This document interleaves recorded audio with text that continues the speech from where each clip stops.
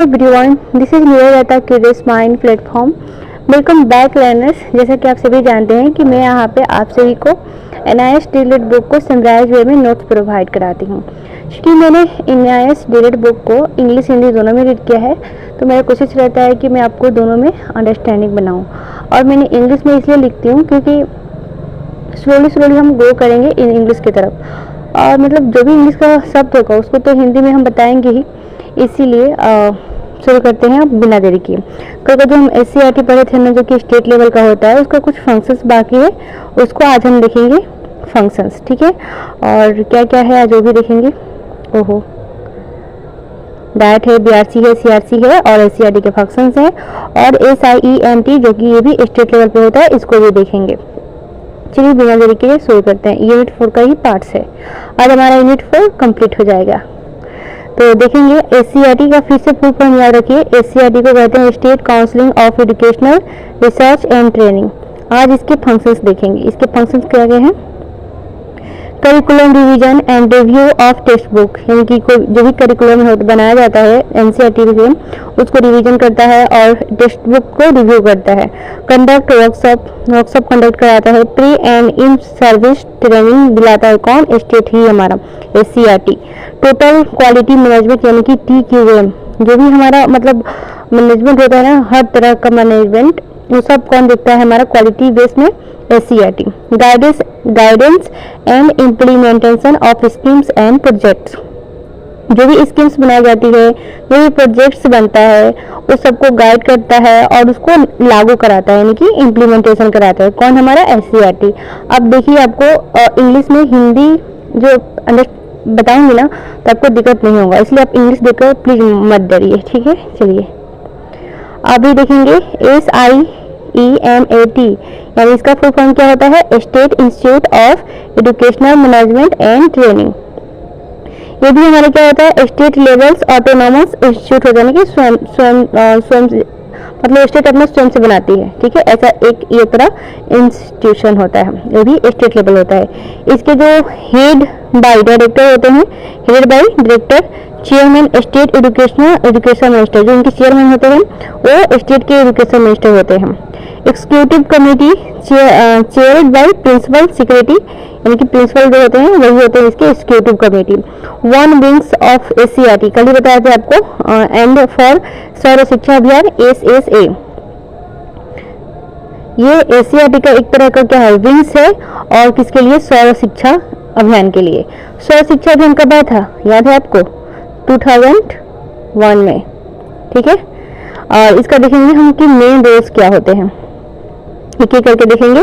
First हमारा acquisition of knowledge, यानी कि नॉलेज का अर्जन करना। डिसमिनेशन ऑफ नॉलेज, यानी कि नॉलेज का प्रचार प्रसार करना। Capacity to observe and use knowledge for development, यही कि हमारे अंदर कैपेसिटी होनी चाहिए कि हम जो भी नॉलेज है उसको डेवलप करें, उसको ऑब्जर्व करें और उसका उपयोग करें। ठीक है, नेक्स्ट फोर्थ पॉइंट है हमारा provide technical support to educational institute.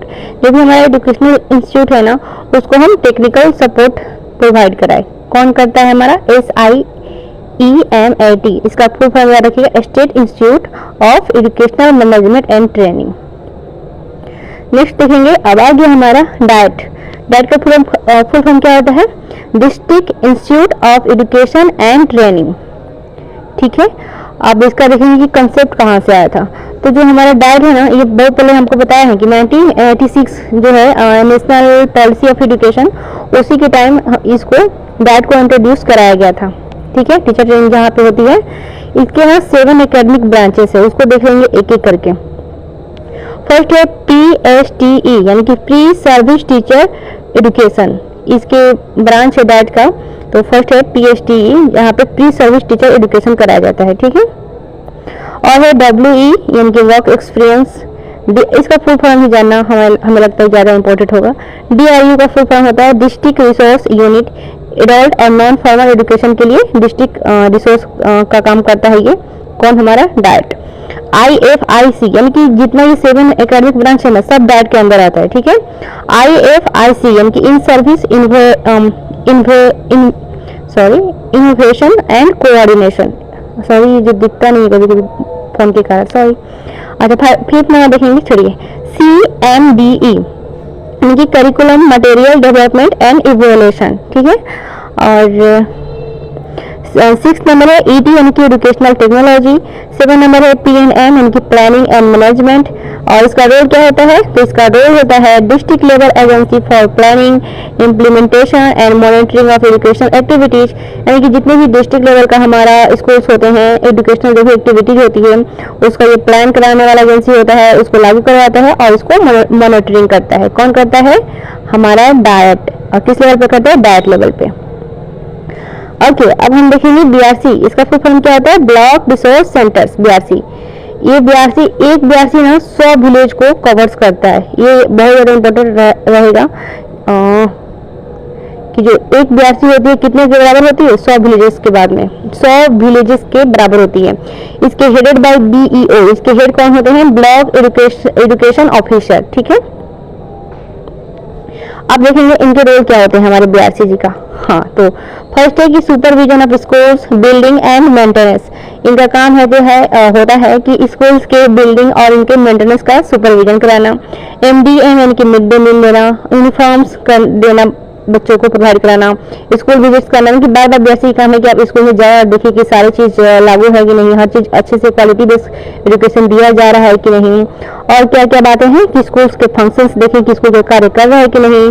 Coordinate with NGO and SHGS यानी कि शायद ये स्वयं से सहायक समूह है, ठीक है, स्वयं सहायक समूह, सेल्फ हेल्प ग्रुप्स।